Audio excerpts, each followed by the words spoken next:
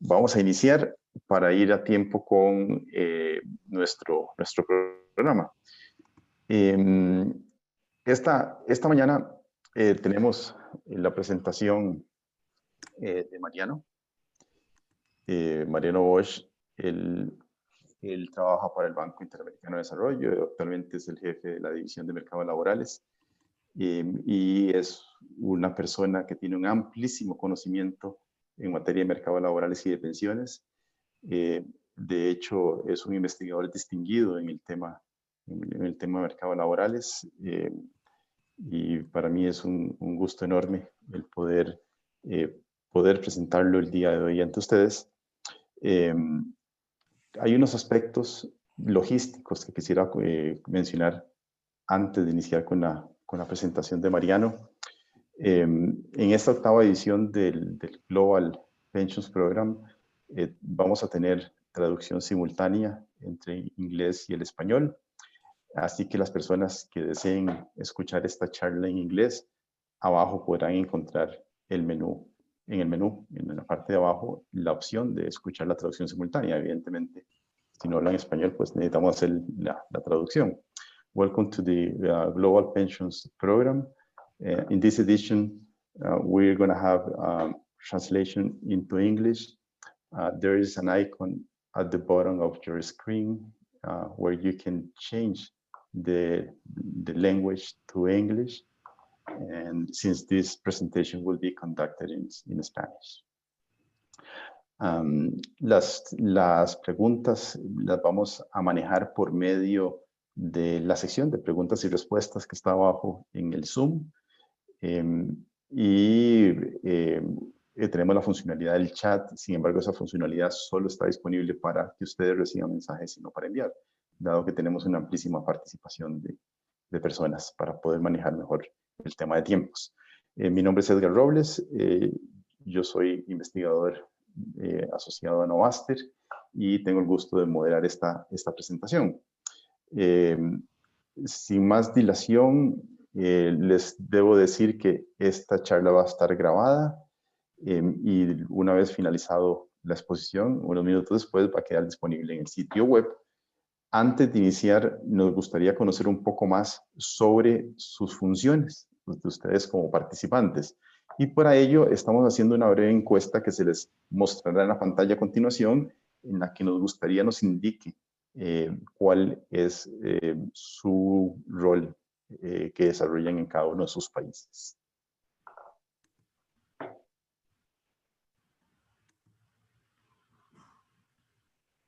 Vamos a dar unos minutos para que se despliegue la encuesta. Muy bien. Por favor, marquen una de las opciones y en un minuto vamos a ver los resultados sobre esta encuesta.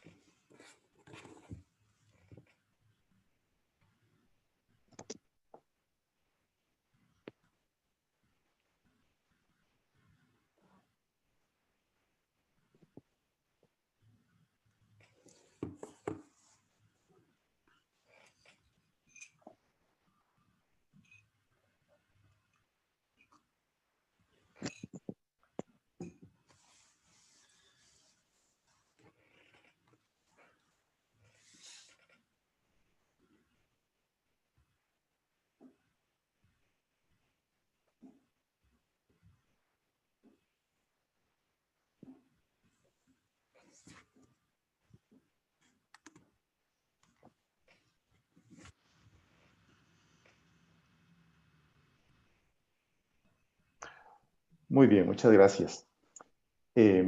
Los dejo entonces con Mariano Bosch, el jefe de la División de Mercados Laborales del Banco Interamericano de Desarrollo. Muchas gracias, Mariano. Adelante. Hola, ¿qué tal? ¿Cómo están? Es un placer para mí compartir este espacio con ustedes y estar conversando en uno de los temas que me apasionan y que creo que son y van a ser fundamentales para el desarrollo de los países en América Latina y el Caribe. La verdad es que es difícil conversar de esto después de ponentes tan distinguidos como Peter Diamond, Nick Barr, Andrés Velasco, creo que coincidirán conmigo que han sido un día y medio muy interesante de ponentes que nos han puesto de manifiesto cuáles son los temas más importantes y pertinentes cuando hablamos de sistemas de pensiones. Entonces, el objetivo que yo me planteé para mi presentación era traducir algunas de las cosas que se vieron en las sesiones anteriores y que se discutieron a la realidad de América Latina, los datos de América Latina y cómo podemos empezar a entender primero cuáles son los grandes problemas que afrontamos, que son muchos, y luego cuáles serían las avenidas de mejora, los lineamientos para llegar a sistemas más sostenibles, más inclusivos y con mayor cobertura. Déjenme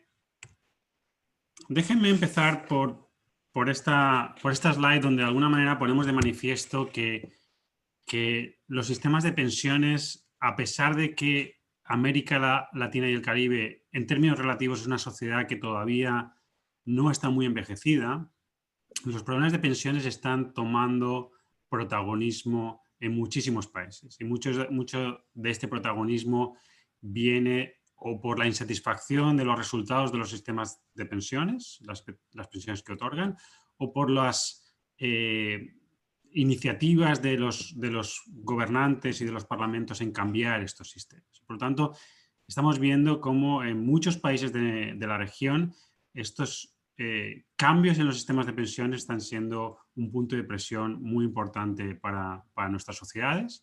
Y algo que remarcaré aquí es que esto no es único de un tipo de sistema, de cuentas individuales o sistema de reparto, sino están ocurriendo probablemente por distintos motivos en varios sistemas y en varios países simultáneamente. Para enmarcar un poco la discusión, y muchas de estas cosas ya se han dicho anteriormente, pero sí que me gusta a mí presentar un poco la problemática de nuestros sistemas en este espacio, en este triángulo donde lo que decimos es que, mira, los sistemas de pensiones son un objeto multidimensional y el que funcionen bien o mal van a depender de a qué cosas miremos, ¿no? Y normalmente miramos a tres cosas. Normalmente miramos si los adultos mayores o la gran mayoría de adultos mayores en una sociedad tienen un ingreso, es la dimensión de cobertura. Si ese ingreso que los adultos mayores están recibiendo es suficiente, es adecuado, y podemos discutir ampliamente de qué es lo que se consideraría un ingreso adecuado. Este es el vértice de suficiencia. Y probablemente el que tiene más visibilidad es si los países como tal pueden pagar estas pensiones y estos sistemas son sostenibles ahora y en el futuro. Entonces, normalmente cuando miramos los sistemas de pensiones tendemos a mirar estas tres dimensiones, es decir, bueno, cubrimos a mucha gente, esa pensión es suficiente y lo podemos pagar. Y nosotros, desde el BID y desde otras instituciones también, mencionaríamos otro, ¿no? Son las instituciones que de alguna manera gobiernan este triángulo, ¿no? Son las instituciones que gobiernan este triángulo fuertes, lo suficientemente fuertes y preparadas para que en el momento que esté este triángulo desequilibrado podamos tomar las acciones pertinentes para volver a equilibrar, ¿no? Entonces, en este espacio me gustaría enmarcar un poco la discusión que está ocurriendo en América Latina alrededor de los sistemas pensionales. Y otro aspecto muy importante a tener en cuenta, que obviamente conocemos, pero lo quería remarcar aquí antes de empezar la discusión de estas tres dimensiones, es que estamos en un proceso de envejecimiento global. Y esto es algo que conocíamos todos. Todas las regiones del mundo están envejeciendo, el mundo se está haciendo más viejo. Lo que probablemente no sabíamos tanto es que, o no es tan conocido, es que la región de América Latina y el Caribe está envejeciendo mucho más rápidamente que otras regiones del mundo. Si ven en el gráfico que ahora les presento, la región de América Latina y el Caribe hoy en día es la cuarta región más envejecida del planeta, todavía relativamente joven, pero en las próximas décadas eso va a cambiar radicalmente. Allá para el 2045 vamos a superar a Oceanía, para el 2065 vamos a superar a América del Norte y alrededor del 2080-85 vamos a ser la región con un porcentaje mayor de adultos mayores. Alrededor de 1 de cada 3 personas va a tener más de 65 años en nuestra región en el 2080. Y ese proceso de envejecimiento tan acelerado tiene implicaciones muy importantes también para cómo de rápido tenemos que afrontar este reto. Déjenme ir por cada uno de estos pilares que les he mencionado anteriormente para poner un poquito de flavor, de sabor, de cuáles son los puntos de presión más importantes en nuestra región. Cuando hablamos de cobertura, algo que justamente ahora mencionó el profesor Velasco, creo que para mí este es el gráfico más importante cuando hablamos de cobertura de nuestra región. Este es el gráfico que nos muestra qué porcentaje de trabajadores en nuestra región son lo que consideramos formales, es decir, que cotizan algún tipo de sistema de aseguramiento social. En este gráfico lo que les presentamos es cuántos cotizan al sistema de pensiones. Y rápidamente aquí se ilustra uno de los puntos que mencionaba el profesor Velasco anteriormente. Si nuestros sistemas de pensiones en su gran mayoría se fundamentan en las cotizaciones de los trabajadores, que pueden generar a lo largo de su vida, bueno, pues entonces tenemos un problema, ¿no? Solo el 42% de trabajadores en nuestra región está cotizando al sistema de pensiones, obviamente con mucha variabilidad. Y lo que observamos es que en una parte muy importante de los países de nuestra región, entre el 20 y el 30% está cotizando al sistema de pensiones. Entonces, independientemente de cómo se organice el ahorro, de cómo se organizan los beneficios y de cómo se determinen las pensiones, este mercado laboral ya es un lastre importantísimo para tener un sistema que cubra a la gente, que dé pensiones adecuadas y que sea sostenible. Y por lo tanto, concuerdo totalmente con uno de los mensajes centrales de la presentación del profesor Velasco. A no ser que solucionemos este aspecto, va a ser muy difícil que consigamos sistemas de pensiones con las métricas que queramos conseguir de una pensión adecuada, sostenible e inclusiva. Y además, otro aspecto que es importante que conozcamos, porque va a tener implicaciones muy importantes para la distribución de cómo nos gastamos el dinero de las pensiones, es que cuando miramos nuestro mercado de trabajo, y esta es la división de cuántos trabajadores son formales dependiendo de si son de alta educación o de baja educación, nos encontramos que, miremoslo como lo miremos, son los trabajadores más educados, de más altos ingresos, los que cotizan al sistema de pensiones, y los de menos ingresos y menos educados están prácticamente desconectados del sistema de pensiones, incluso en países con coberturas medias o altas. Y esto va a ser un punto muy importante a discutir luego cuando veamos qué pasa o cuáles son las consecuencias de nuestros diseños de pensiones en términos de redistribución de gasto pensional. Un punto que creo que también es importante hacer es que parte de esta realidad que vemos en nuestros mercados de trabajo se debe al diseño del aseguramiento social. Aquí les presento dos gráficos simplemente para ilustrar este punto de México y Colombia, donde dividimos cuántos trabajadores formales hay por decil de ingreso y también dividimos si esos trabajadores son asalariados o son por cuenta propia. Y aquí ven patrones, hay muchas cosas que ver en estos gráficos, que son patrones muy interesantes. Uno, algo que ya les había mencionado, los trabajadores de mayor ingreso cotizan más. Otro, muy importante, es que cuando dividimos entre cuenta propia y asalariado, los trabajadores asalariados cotizan muchísimo más que los trabajadores por cuenta propia. Y aquí voy a darles una dimensión adicional. Los trabajadores por cuenta propia en Colombia están obligados a cotizar, pero en México no. Y aquí observamos que cuando no obligamos a cotizar a los trabajadores por cuenta propia, que sí que lo podrían hacer voluntariamente, por cierto, lo que ocurre es que simplemente desaparecen de nuestros mercados considerados formales en el sentido de cotizaciones a la seguridad social. Por lo tanto, un aspecto interesante y creo que importante para determinar cuánta gente cotiza en nuestros países es que no todos los trabajadores están obligados a cotizar. Alrededor de la mitad de nuestros países, los trabajadores por cuenta propia no están obligados a cotizar. En la otra mitad sí, y este es el caso de Colombia, y aún así tenemos retos importantes de cotización. Incluso los trabajadores por cuenta propia de altos ingresos no cotizan tanto como si fueran asalariados, y por lo tanto hay retos ahí más de fiscalización, de entender cómo podemos realmente obligar a los trabajadores por cuenta propia de altos ingresos a cotizar.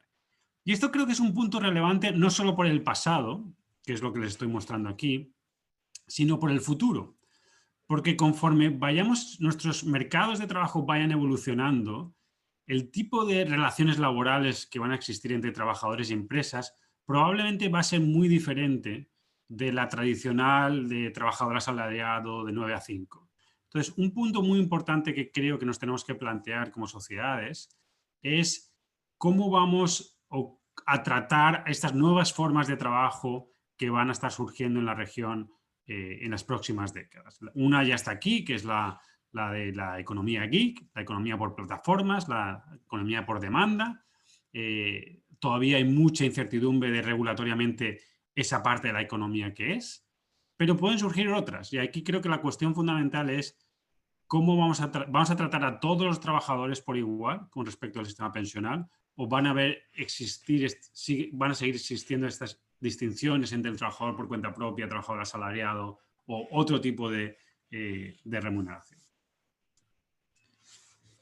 Para terminar con este pilar de cobertura, otra tendencia importante que hemos observado en la sociedad latinoamericana, en los países, y esto es algo que mencionó Nick Barr, que creo de una manera importante en presentaciones anteriores, es, mira, al final, si nuestros mercados de trabajo no nos van a dar el sustento tanto de financiamiento como de elegibilidad de las pensiones, lo que han hecho los países es paliar parte de la falta de cobertura con lo que llamamos pensiones no contributivas, otros les llaman pensiones sociales, que son básicamente pensiones o ingresos que se le da al adulto mayor sin necesidad necesariamente de que esté ligado a lo que hicieron en su vida laboral.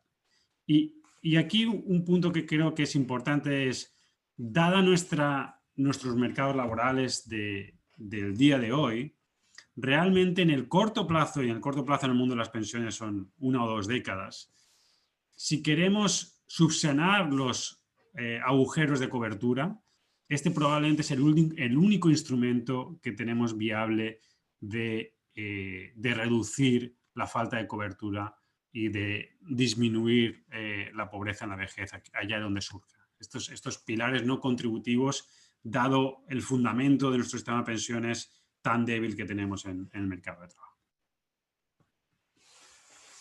Déjenme hablar ahora un poco del segundo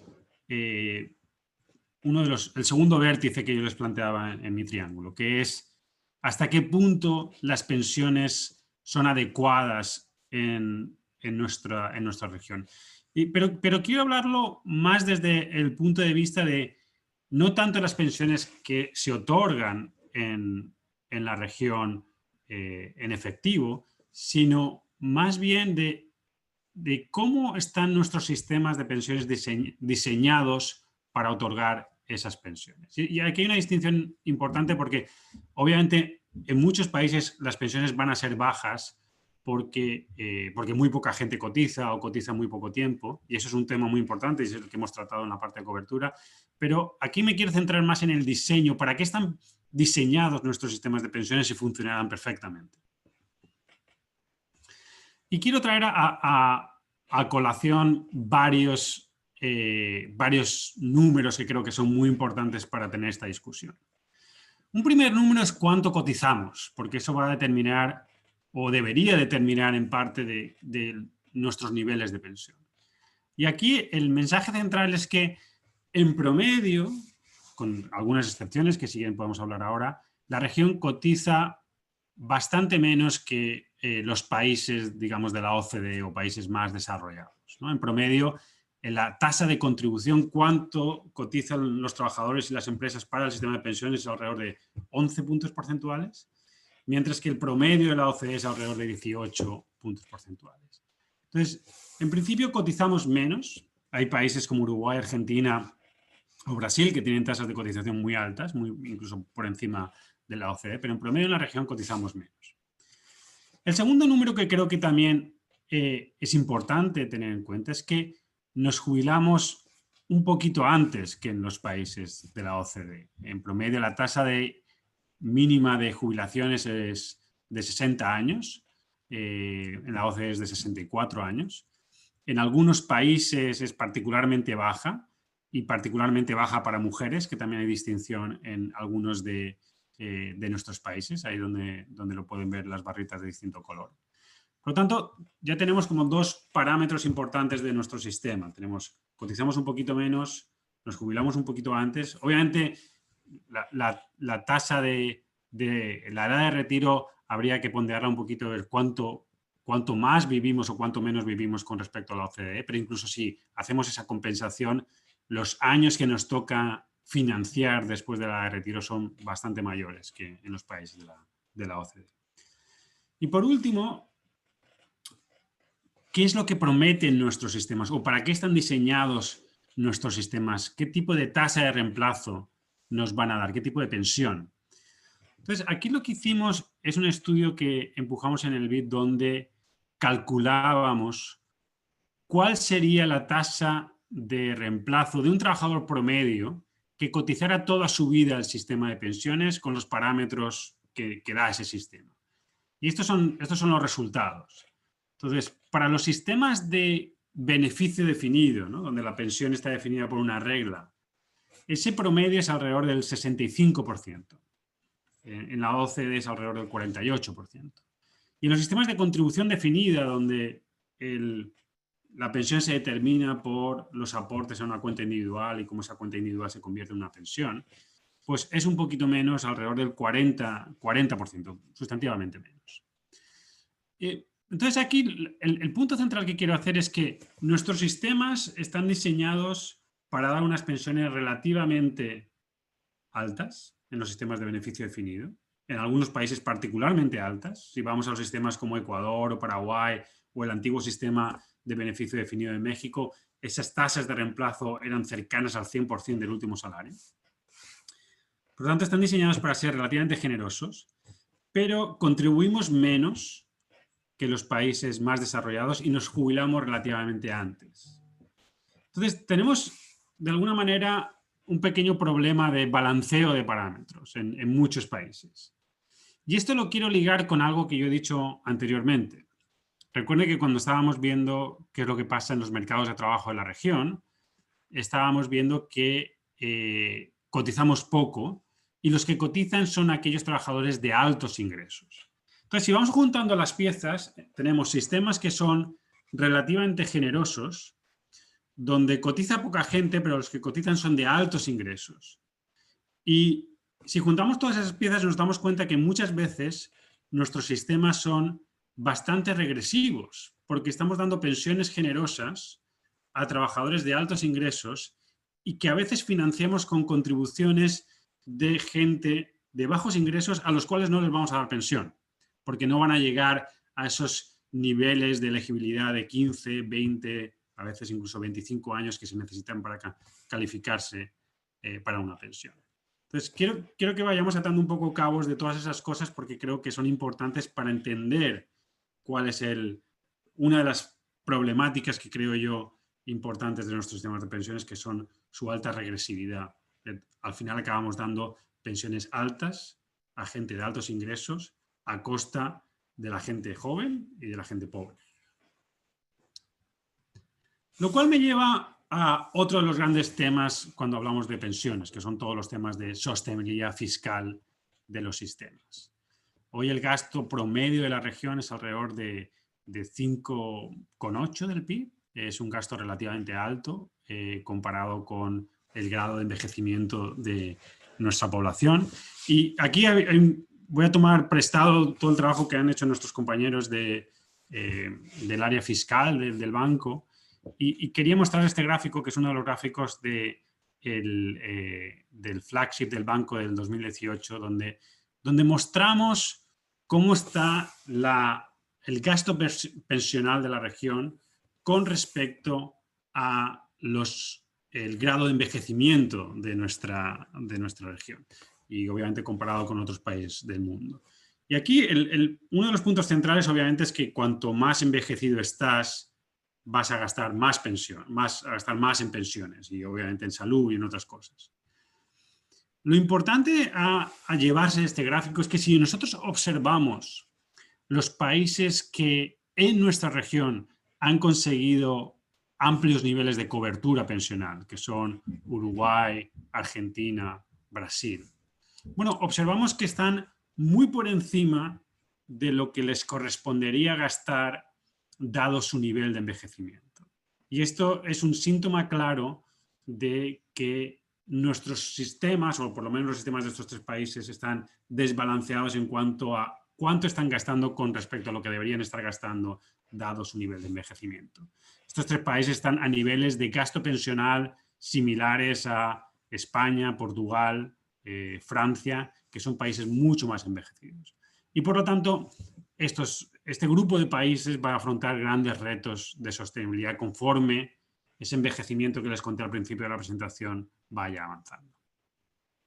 Y luego tenemos muchos países que están en un gasto relativamente bajo de pensional, o el que les correspondería bajo su nivel de envejecimiento. Pero recordemos que muchos de nuestros países de nuestra región cubren a muy pocos adultos mayores. Y por lo tanto, esto no quiere decir que no tengamos problemas de sostenibilidad. Esto quiere decir que en muchos países, si tuviéramos amplia cobertura, gastaríamos mucho más de lo que se muestra en este gráfico.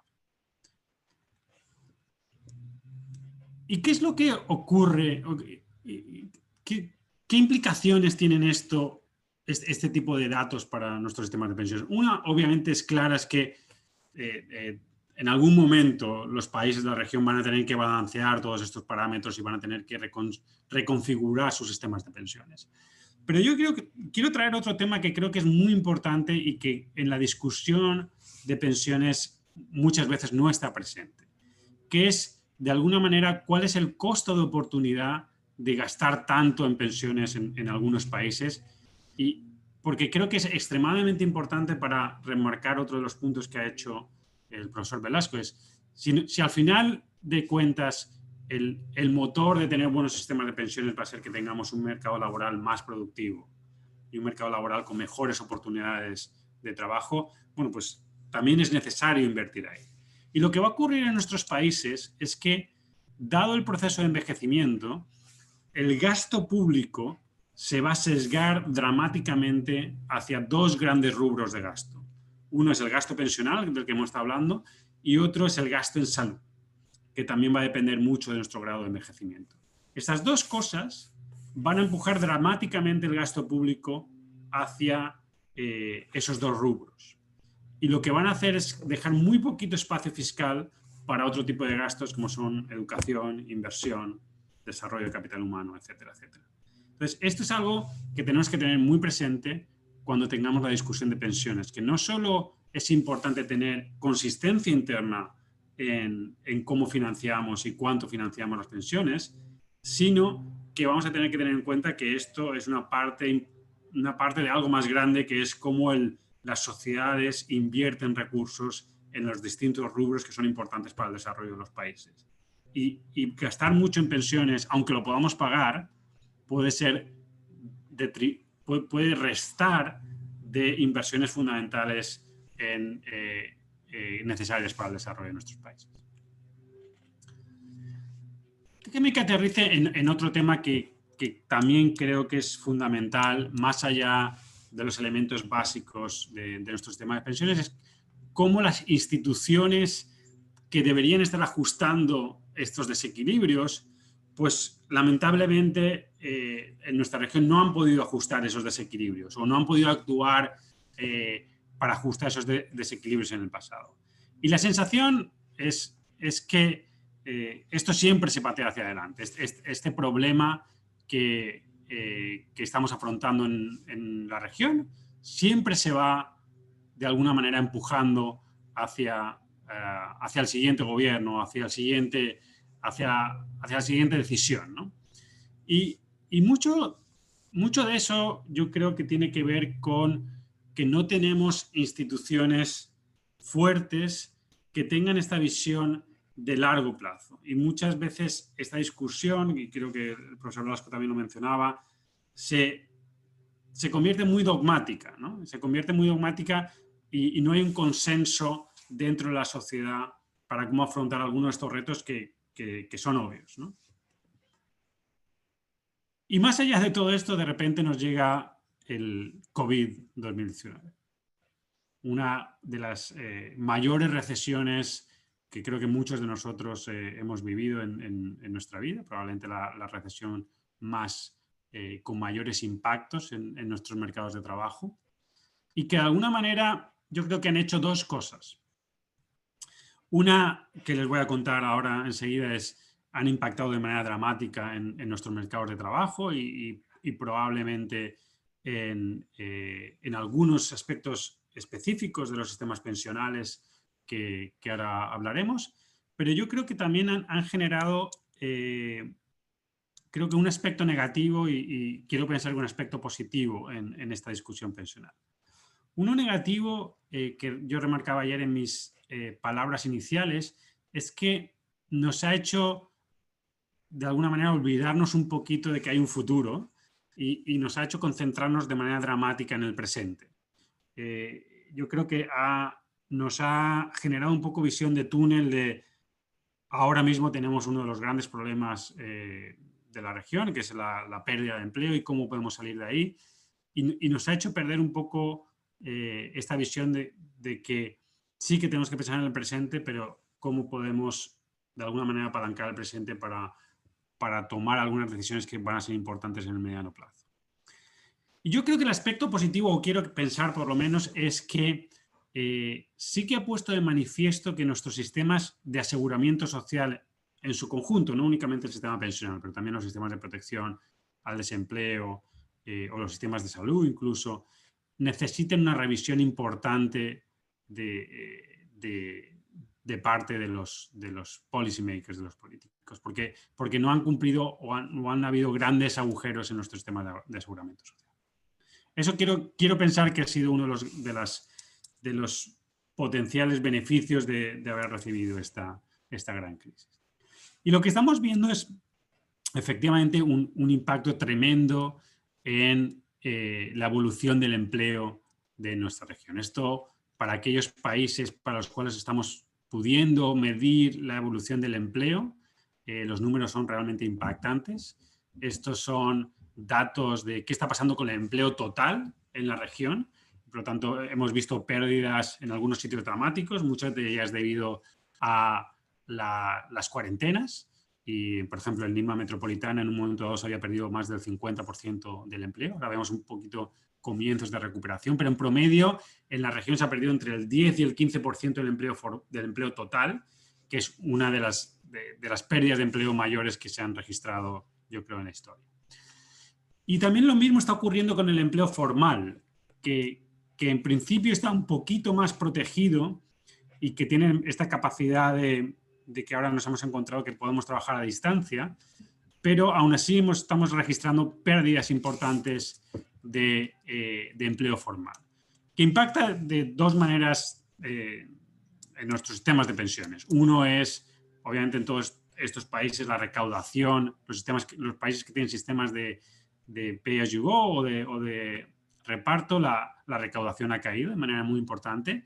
Y en aquellos países con cuentas individuales, pues también la acumulación ha disminuido o en algunos casos, como veremos a continuación, ha habido cambios importantes en la manera que las personas acceden a los fondos de esas cuentas. El otro caso que ha ocurrido, y no tengo un gráfico específico para mostrar eso, pero sí que quería mostrarles que ataca un problema similar, es que en muchos países, en varios países que tienen sistemas de cuentas individuales, ha habido una presión muy fuerte por acceder a esos fondos.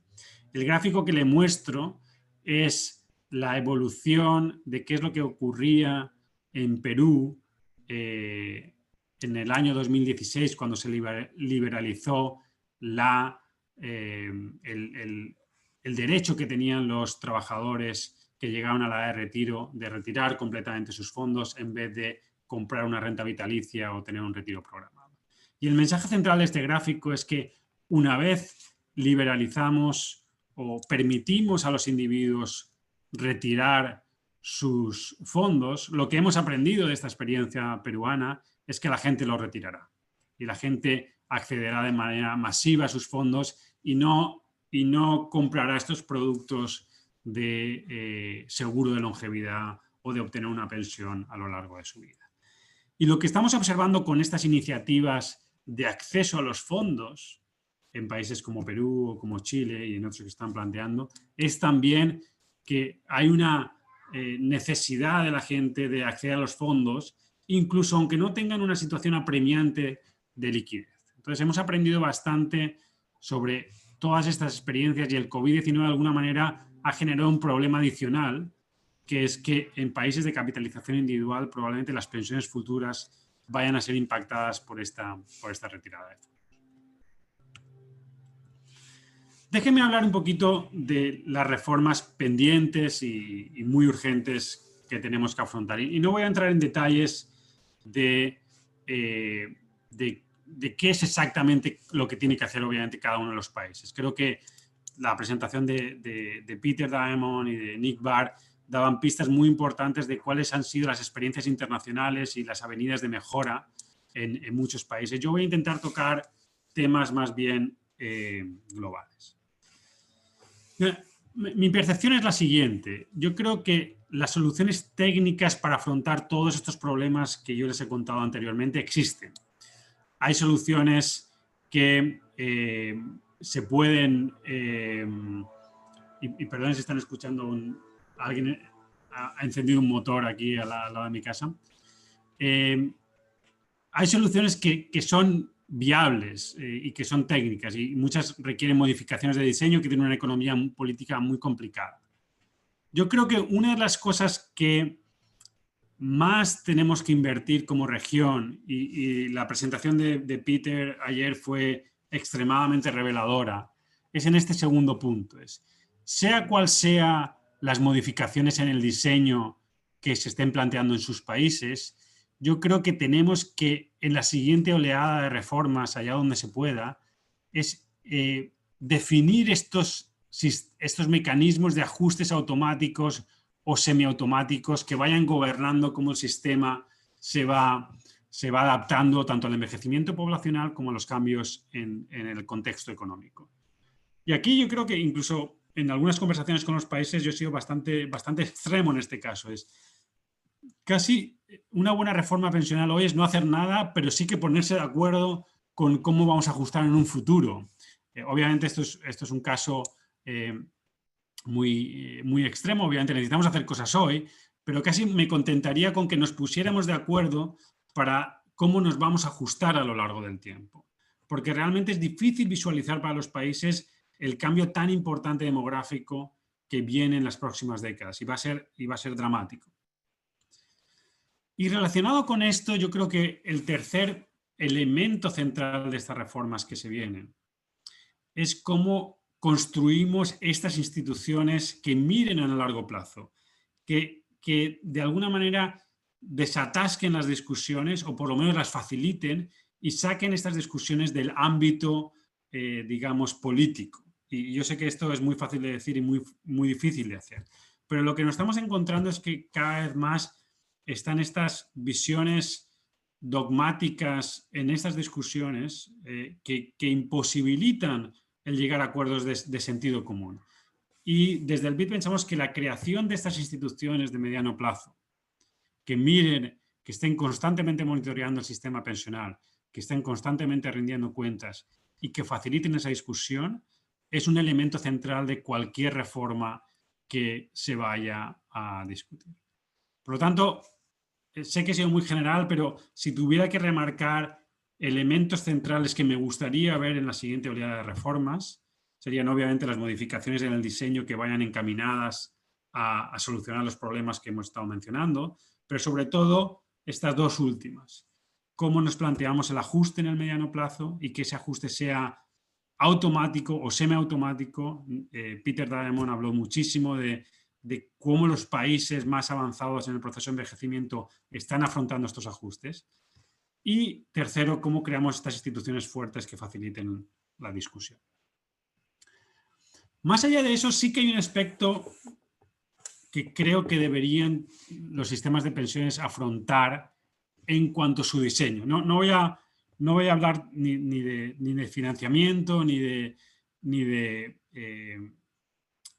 si debería ser un sistema de reparto, de capitalización individual, pero yo creo que el diseño de nuestros beneficios debe cambiar de una manera importante. Y aquí quiero ilustrarlo con este gráfico. Muestro cuál es la tasa de reemplazo de lo que daría el sistema dependiendo de cuál sea la densidad de contribución, de cuánto tiempo la gente contribuye al sistema de pensiones. Y déjeme empezar un poquito con lo que yo considero que es el gold estándar en este diseño, que es Chile. Chile, lo que ocurre es, cuanto más contribuyo al sistema, mi pensión va a ser más alta. Y no lo muestra este gráfico, pero en la parte baja lo que te dice es, mira, para aquellos que contribuyen muy poco, el Estado de alguna manera subsidia, compensa, aporta adicionalmente, de tal manera que tengamos una línea relativamente recta donde se cumplan los principios de los subsidios se concentran en la parte baja de la distribución de ingresos y conforme más ahorro, mi pensión es más alta. Aquí podemos discutir sobre si el nivel de esta curva es bajo o alto, si deberíamos tener una pensión no del 30 o del 40%, sino del 50 o 60%, pero lo que a mí me importa es el diseño, el cómo esta curva evoluciona conforme yo aporto más al sistema de pensiones. Porque lo que ocurre en la gran mayoría de nuestros países es lo siguiente. En sistemas donde tenemos cuentas individuales, como puede ser México, Colombia, República Dominicana, y existe una pensión mínima, esta es la manera en que el contrato social determina los beneficios. Si contribuyes muy poco, normalmente yo te devuelvo la plata, y si llega un momento que has contribuido 15, 20 años, yo te voy a otorgar una pensión mínima, que normalmente hace el salto. Ese salto que observan ahí es que el Estado de repente subsidia, el Estado o el propio sistema subsidia de manera importante la pensión mínima, y a partir de ahí muchas veces no importa que contribuyas más porque siempre vas a conseguir la pensión mínima. Y en los sistemas de beneficio definido, que son probablemente los que más problemas tienen en este campo, lo que ocurre muchas veces es que no te doy absolutamente nada a no ser que llevas 15 o 20 años de contribución, y una vez llegas a esos 15 o 20 años de contribución te doy una pensión que, como hemos dicho anteriormente, es una pensión relativamente generosa. Y esto es lo que genera estos grandes problemas de redistribución en nuestra región. Le damos pensiones altas a los que contribuyen mucho tiempo, que como les he mostrado antes eran la gente de altos ingresos, y no les damos nada o pensiones muy bajas a aquellos de muy bajos ingresos. Bueno, pues la siguiente oleada de reformas creo que debería atender de manera particular este diseño de nuestros sistemas de pensiones. Deberíamos tener algo que fuera mucho más suave y mucho más conducente a que no tuviéramos esa mala redistribución dentro de nuestros sistemas de pensiones.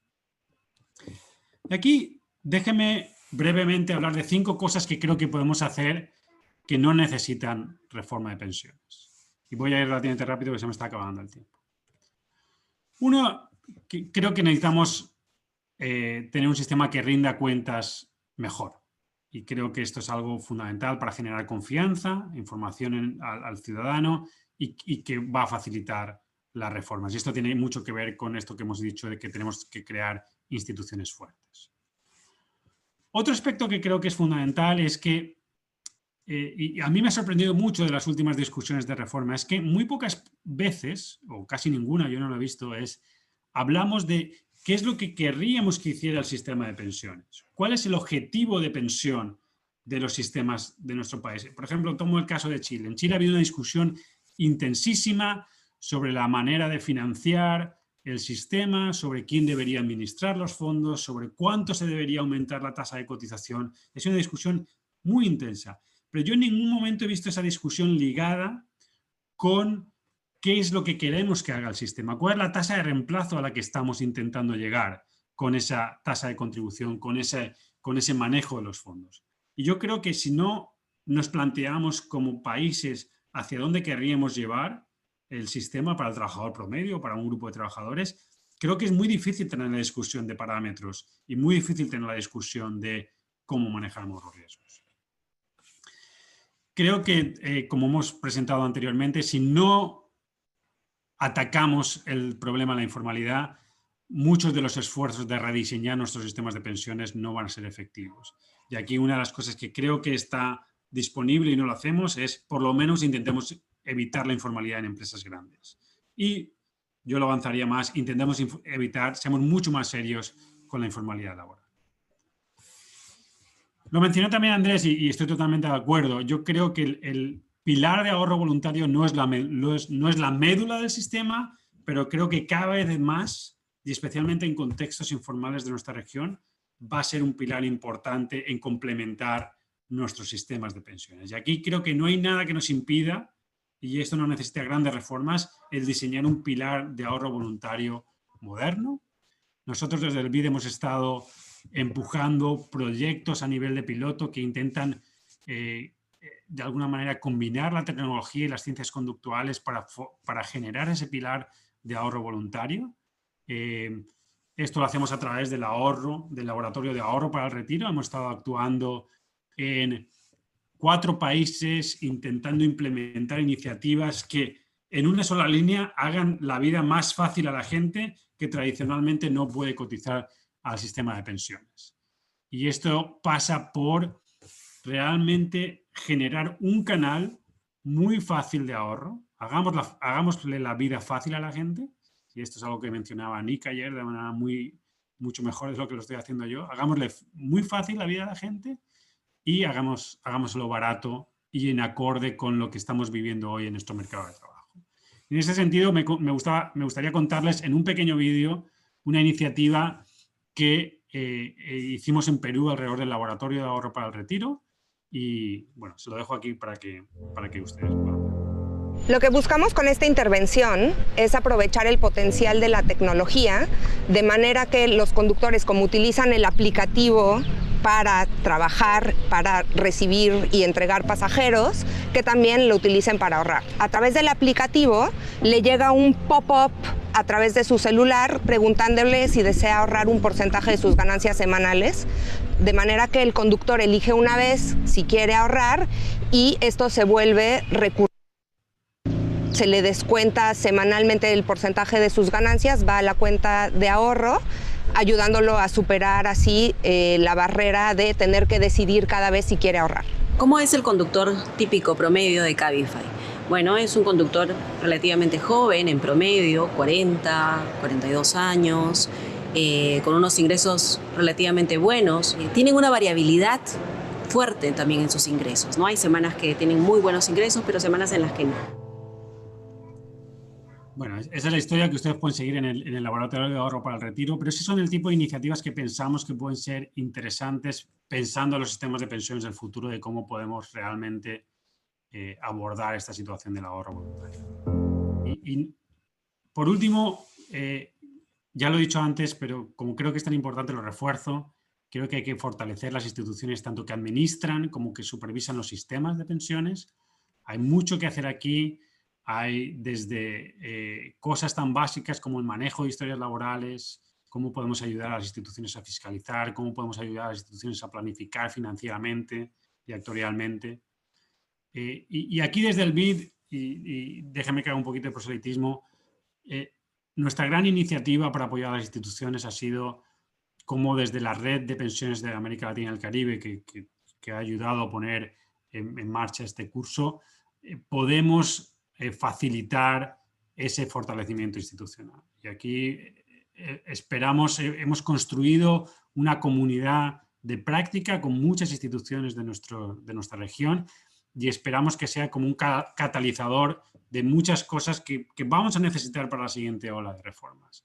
Desde la red hemos impulsado desde series de mejores prácticas, indicadores, establecimiento de un modelo actuarial, eventos regionales como puede ser este evento y no puedo enfatizar lo importante que es que sigamos fortaleciendo las instituciones, porque es lo que yo creo que va a ser un pilar fundamental para encauzar la siguiente ola de reformas que se avecina en nuestra región.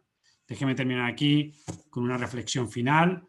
Yo creo que cuando afrontamos la reforma, y esto es algo que nosotros lo vemos mucho, muchos países piensan que hay una reforma de pensiones que se lo va a solucionar todo. Yo creo que eso no va a ser así. Yo creo que vamos a tener que vivir en un mundo donde tenemos una serie de ajustes, una serie de reformas que nos llevan a una visión que tenemos que haber creado anteriormente. Y aquí retomo mi tema de deberíamos tener un objetivo de pensión, deberíamos tener una visión conjunta como país de hacia dónde queremos ir. Quiero haberles transmitido también la idea de que incluso en ausencia de esas reformas hay cosas que podemos hacer.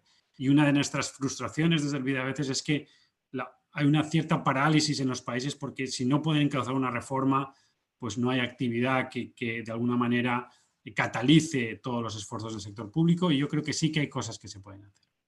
Y por último, déjenme que les deje una pequeña preocupación nuestra, que es que esto es un problema que se avecina y hay una preocupación creciente de que los países no están actuando de manera decisiva. No solo en el reto de las pensiones, que creo que es muy importante, pero en general en el reto de cualquier tipo de problemas derivados del envejecimiento poblacional. Y aquí me callo. Muchísimas gracias por su atención y estoy encantado de recibir las preguntas que estén en el chat. Muchas gracias. Muchísimas gracias, Mariano, por una presentación tan clara y que estoy seguro que brindará mucha ayuda a los diversos países que están tratando de implementar reformas en materia de pensiones, más en un ámbito como el que tenemos en este momento, relacionado con la crisis del COVID.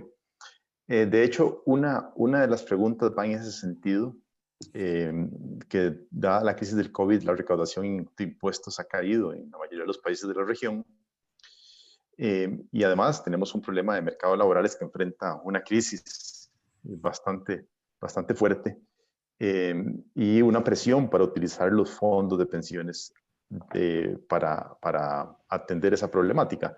La pregunta es, ¿cómo hacemos para viabilizar una reforma de pensiones en esta coyuntura? Sí, muchísimas gracias, Edgar. Mira, realmente es una de las preguntas, creo que recurrentes de estos días, ¿no? ¿Es un buen momento ahora para pensar en una reforma de pensiones? Y la respuesta es compleja y no me atrevo a decir. O sea, yo creo que retomo uno de mis comentarios anteriores. Hoy creo que hay un sesgo importantísimo en pensar en el presente y con toda la razón del mundo, ¿no? Estamos encerrados en casa, está la economía cayendo y por lo tanto, una de las cosas que me preocuparía a mí de afrontar ahora una reforma pensional es que ese sesgo presente determine cuáles son las acciones de política que recoja esa reforma de pensiones. Yo creo que una reforma de pensiones tiene que tener varios elementos de consenso de largo plazo, elementos de los que hemos hablado en esta presentación, ¿no? de cosas que nos planteemos en el largo plazo, como sea objetivo de pensión, cómo vamos a financiar, cómo vamos a tener un camino de incremento importante de la cobertura. Y me preocupa que todas esas cosas que tienen que tener esta discusión tan intergeneracional estén dominadas por lo que estamos viviendo hoy en día, ¿no? Yo creo que mi recomendación sería tener esta discusión no creo que haya ningún problema en comenzarla ahora, pero creo que sí que tiene que haber como un consenso muy amplio para cómo afrontar estos problemas de largo plazo. Y aquí un poco retomo el tema de la retirada de fondos, ¿no? Que es algo que ha sido muy polémico, que ha habido muchísima discusión en los países y que de alguna manera te plantean ese dilema, ¿no? Es cierto que había unas necesidades imperiosas por parte de la población y es cierto que había ahorro ahí, pero de alguna manera te ha generado un problema, el intentar resolver el corto plazo te ha generado un problema en el largo plazo que veremos cómo podemos solucionarlo. Muy bien.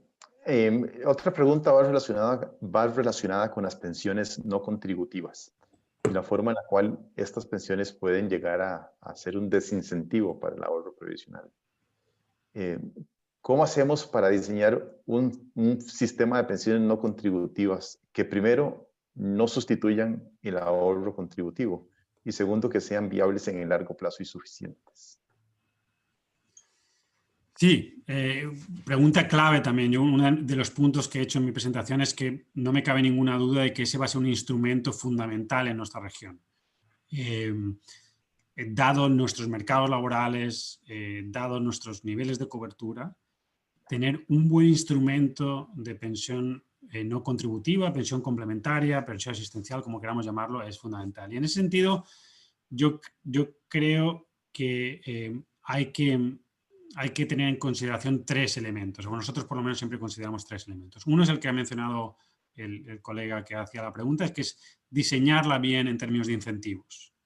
Y aquí creo que hay buenas prácticas. Vuelvo al caso chileno. Yo creo que una pensión no contributiva básica para aquel que nunca contribuye al sistema, muy orientada a eliminar la pobreza en la vejez. No podemos pensar que este pilar va a ser el pilar que te va a dar una tasa de reemplazo muy elevada, porque entonces ahí sí que tenemos problemas de incentivos. Pero una pensión que en su base está diseñada para evitar la pobreza en la vejez y que va a cubrir no solo a los pobres, sino probablemente en muchos países también a la clase media, pero cada vez con un poquito menos de subsidio. Creo que ese diseño, adaptado a cada uno de los países, es adecuado. El segundo punto que creo que es importante es que esto tiene que estar totalmente integrado con el pilar contributivo. No podemos pensar en, tenemos un pilar contributivo por esta parte y un pilar no contributivo por esta otra parte. Y bueno, lo manejan ministerios distintos y tienen sistemas de información distintos. No, esto... Para hacer bien la parte de incentivos, tenemos que tener una integración perfecta de estos dos sistemas. Lo cual me lleva a mi tercera recomendación, que es tenemos que generar una institucionalidad que te ayude a esa integración y que también nos ayude a justamente ajustar la pensión a lo largo del tiempo. Los cálculos que tenemos, los cálculos de esta pensión no contributiva creo que son muy simples yendo hacia el futuro. Si esta pensión no contributiva es antipobreza, se ajusta por inflación a lo largo del tiempo, creo que es fiscalmente relativamente manejable para los países. Estamos hablando entre 0.7, un punto del PIB, 1,5 puntos en algunos países.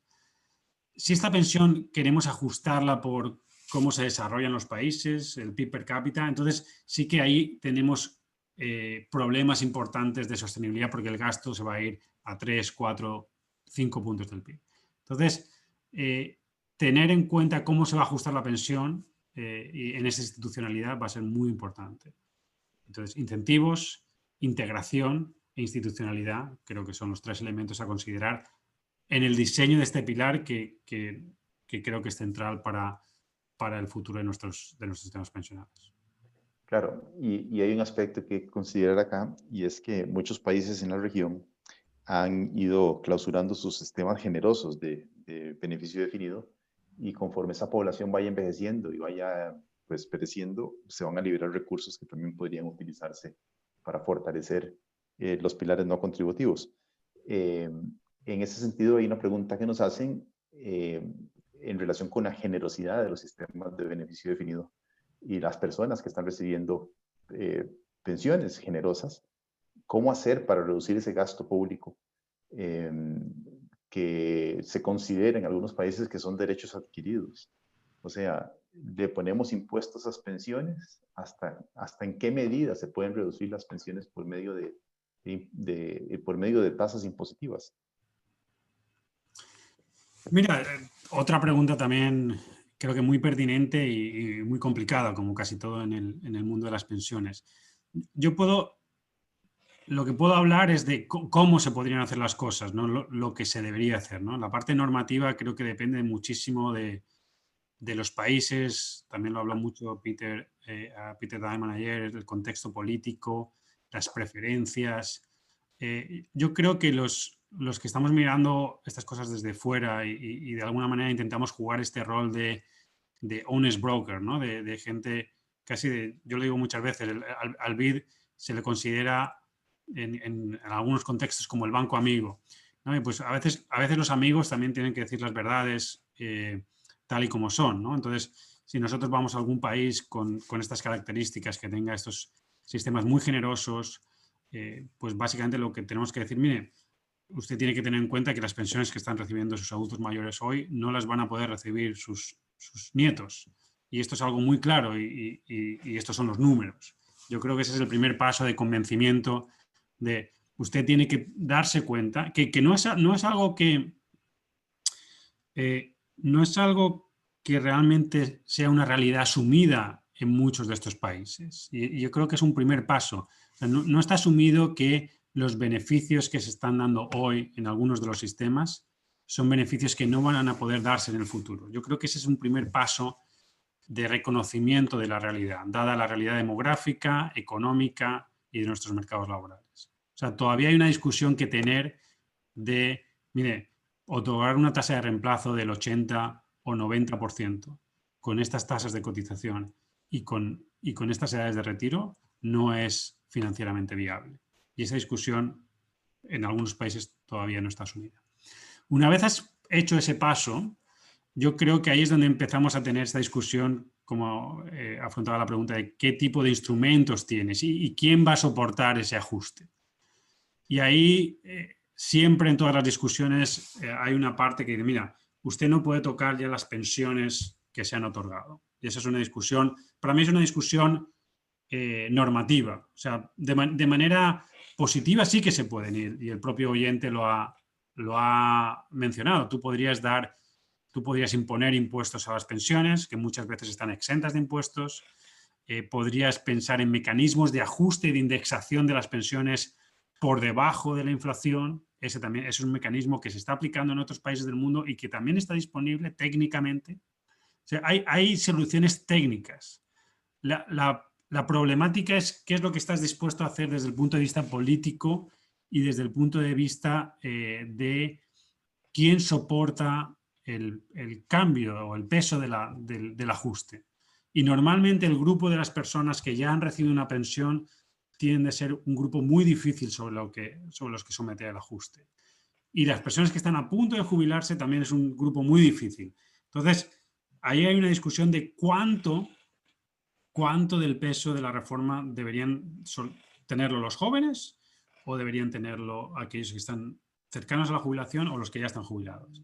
Y en mi opinión, para mojarme, porque no quiero dejar de contestar la pregunta, creo que debería ser compartido entre todos los grupos. Probablemente los que ya están pensionados y los que están cerca de pensionarse deberían tener un share o un peso menor en ese ajuste, pero aún así creo que debería haber una distribución del dolor de la reforma entre todos los involucrados. Muy bien, Mariano. Ya estamos sobre tiempo y quisiera cerrar tu presentación con una última pregunta. Nos preguntan desde Venezuela que si realmente la cobertura es importante, porque cobertura existe en Venezuela, el 90% de la población está cubierta, pero la pensión solamente equivale a 88 centavos de dólar.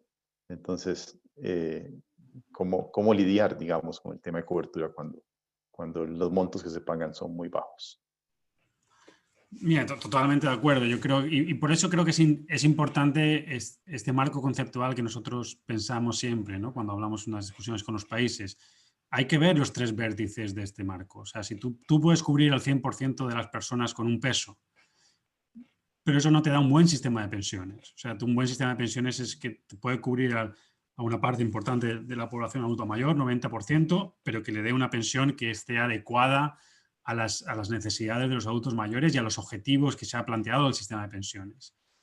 Una adecuación como la que plantea la pregunta es totalmente insuficiente y por lo tanto las acciones que se requieren son cómo podemos aumentar esa pensión para por lo menos eliminar los niveles de pobreza, y eso pasa por el diseño del ajuste de esa pensión, ya sea contributiva o no contributiva, y la búsqueda de financiamiento de cómo se consigue eso. Entonces, no podría estar más de acuerdo con la pregunta de no podemos mirar solo los números de cobertura, tenemos que mirar los números de adecuación, que por cierto en muchas ocasiones se discuten simultáneamente, y esa cobertura adecuada creo que es el concepto pertinente en este caso.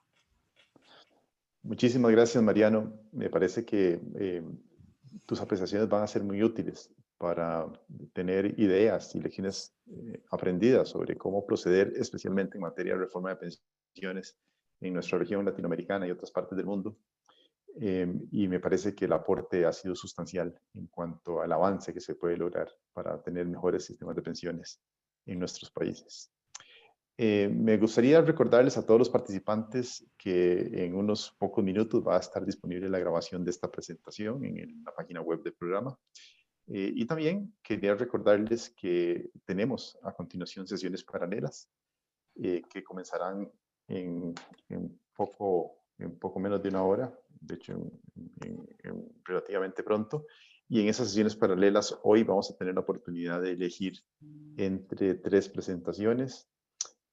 Una es a cargo de Solange Bernstein, quien se desempeña como funcionaria del Banco Central de Chile. Anteriormente fue superintendente de pensiones de Chile y estuvo vinculada con Novaster y posteriormente con el Banco Interamericano de Desarrollo. Ella nos va a hablar sobre pensiones y política financiera. En segundo lugar tenemos a Carlos Scartazzini, que va a hablar sobre aplicaciones de la economía del comportamiento, todo la rama del behavioral economics que se ha venido desarrollando. Él trabaja para el Banco Interamericano de Desarrollo. Y en tercer lugar tenemos la charla de Diego Valero, el presidente de Novaster, sobre finanzas conductuales. Las 3 charlas van a ser simultáneas, sin embargo, las presentaciones van a estar disponibles para ustedes hoy mismo, por si tienen la oportunidad de repasarlas más adelante, pues las 3 charlas son tremendamente interesantes. Con esto les agradezco la atención del día de hoy, por esta mañana, tarde o noche, independientemente de donde estén, y invitarlos nuevamente a continuar con nuestro seminario que tiene a los expositores más connotados en el mundo de las pensiones. Muchísimas gracias y buenos días.